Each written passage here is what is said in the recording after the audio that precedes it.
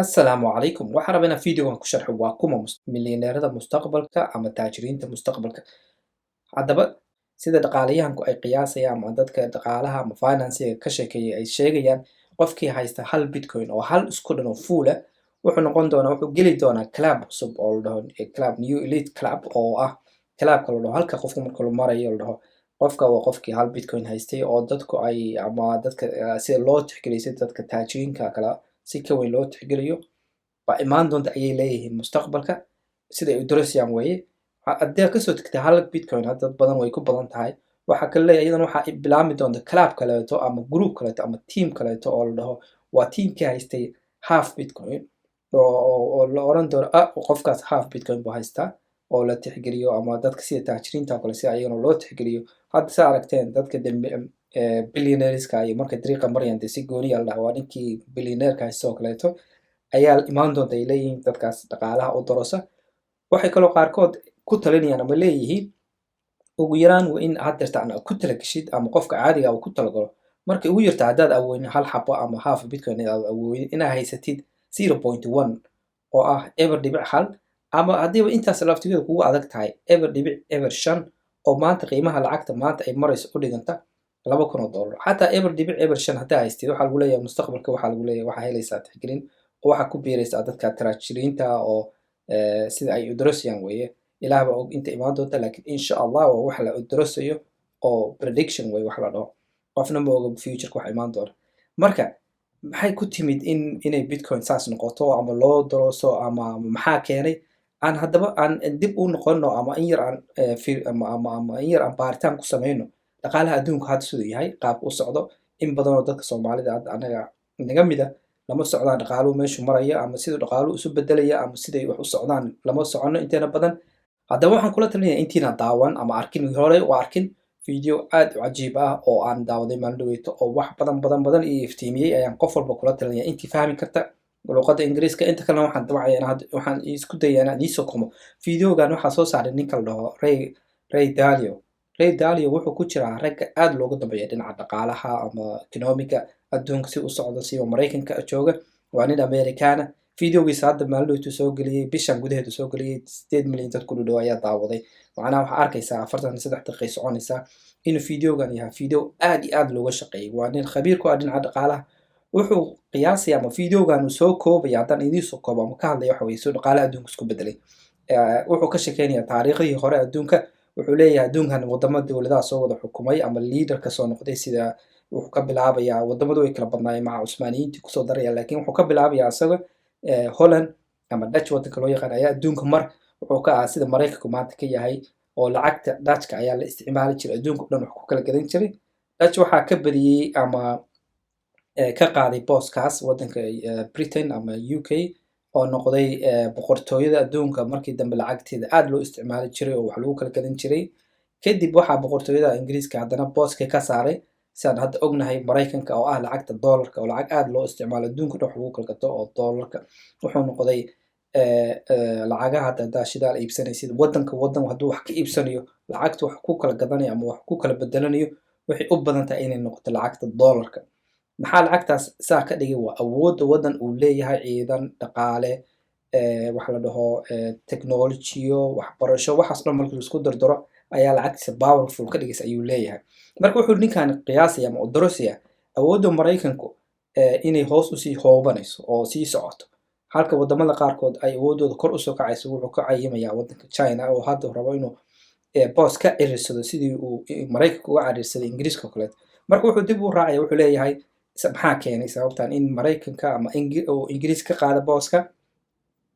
ama Ingiriiska ka hor inuu Ingiriisku boos ka qaado Dutch maxaa kalifay wuxuu macnaha waxyaalaha aad u muhiimka ah oo ku saleynayo waxaa ka mid ah inay tahay lacagta wadan uu leeyahay markuu iska printer galay iska daabaco oo uusan macnaha wax kala fiirin oo lacagta aad isaga daabaco lacagtiisa waa qiimo dhacaysaa adduunkii wax ku kala gadan jirayna boosku macnaha wuu nacayaa oo tuuraya lacagtaas marka Mareykanka wuxuu leeyahay wuxuu bilaabay in lacagtiisa iska daabaco oo dee printer meesha u yaala oo printer iska dhaho uu supply-ga badiyo marka daraadeed waxay calaamad u tahay buu leeyahay inay dhaqaalaha uu hoos socdo hadduu dhaqaalaha hoos dhacna waxaa imaanaya inay awoodii ciidan ay hoos u yaraato hadda wadamada China ay wax u soo korayaan oo rabaan inay boos ka qaadaan oo kaleeto sidaas oo kaleeto. Marka hadda maandhowta waxaa maqlayseen in waddanka Sacuudiga uu lacagta oilku iibiyo inuu ku iibsan doono lacagta Chinese hadduu Chinese marka wax kaga iibinayo kaleeto. Haddii arrintaas dhacdo u malaynayno waa inaan dhacayso, laakiin haddii dhacdo waxay noqonaysaa aad iyo aad arrin isu beddesha. Maxaa yeelay lacagta dollarka maanta isticmaalo waxa awoodaha kale u sii yeelo waxaa ka mid ah waxa lagu kala iibsadaa petrol dollar ayaa la dhahaa. Petrolka waa lacagta dollarka lagu kala iibsaday noqotay. Marka taariikhdaas oo kooban oo badan ayuu ka shakeynayaa, laakiin asagoo ma ku siinayo solution ma ku oranayo Bitcoin ayaa xal u ah. Laakiin dad kale oo dhaqaaleyahana ayaa dhahaya inaad haysatid hal Bitcoin ugu yaraan si aad u noqotid clubka aan ka soo sheekeeyo kaleeto. Marka aan dib ugu soo noqono dhinaceena Soomaalida.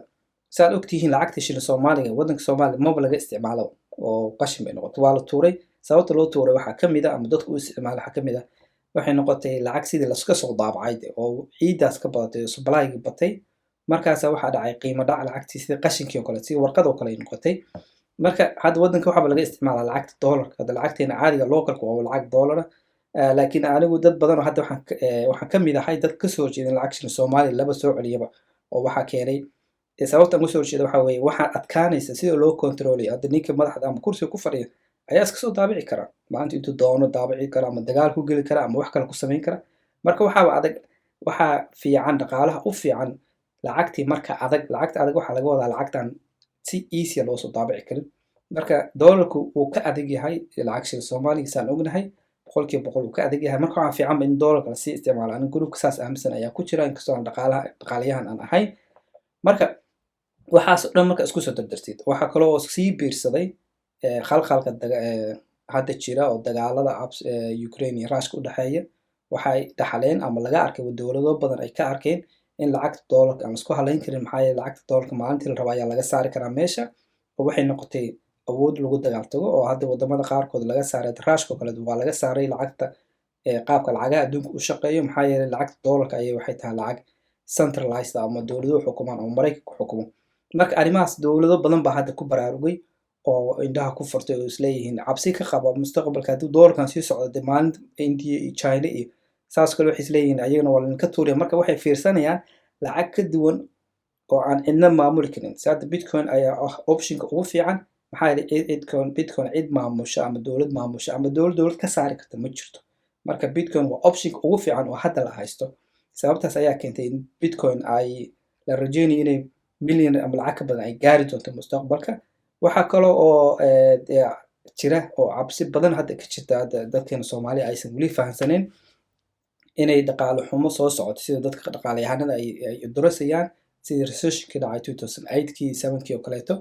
inay soo socoto taasoo mid la mid ah. Maxaa yeelay dagaalada dhacaya oo hadda Ukraine ka socda oo waa ogtihiin maciishadii oo dhan cirkaasay maraysa. waxaas dhan waxaa kasii horeeyay koronadii oo iyadana dhibaato keentay oo weli adduunka isku furmin haddana dagaal biloomay. Marka waxaas oo dhaqaale xumo ay jirta dad badani oo dadka millionaireska waxay u cararayaan dhinacan inay maal gashtaan meelay lacagtooda safe ku tahay uusan inflation ku dhacaynin. lacagta dollarka inflation xun ayaa ku socda oo 7% iyo wixii ka badan ayuu marayaa sanadkii. macnaheedu waxa $100 haddaad dhigatid sanad kadib